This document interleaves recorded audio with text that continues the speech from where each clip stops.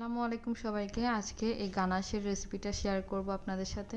যদিও ফুল ক্লিপ আমি নিতে পারিনি, ভিডিওর মাধ্যমে আপনাদেরকে আসলে বলে দিব এখানে কি কি ইউজ করেছি। এখানে আমি হোয়াইট চকলেট আর ডার্ক চকলেটের মিশ্রণে একটা গানাশ তৈরি করে নিয়েছিলাম, যেটা আমি ডার্ক চকলেট ময়েস্ট কেকের মধ্যে ইউজ করব।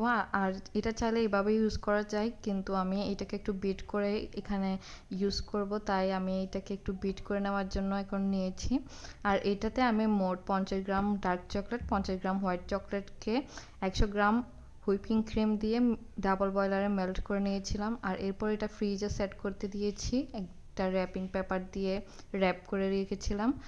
আর যেহেতু এটাকে আমি একটু হুইপ করেই কেকের মধ্যে ইউজ করব, সো এটাকে ঠান্ডা হওয়ার পর আমি একটু বিট করে নিচ্ছি। আর বিট করার পর এটার টেক্সচারটা কিন্তু এরকমই হবে। আর এখানে কিন্তু ক্রিমের পরিমাণটা যেহেতু অনেকই কম থাকে, এই গানাশটা কিন্তু খেতে খুবই মজা লাগে। আপনারা চাইলে ট্রাই করে দেখতে পারেন।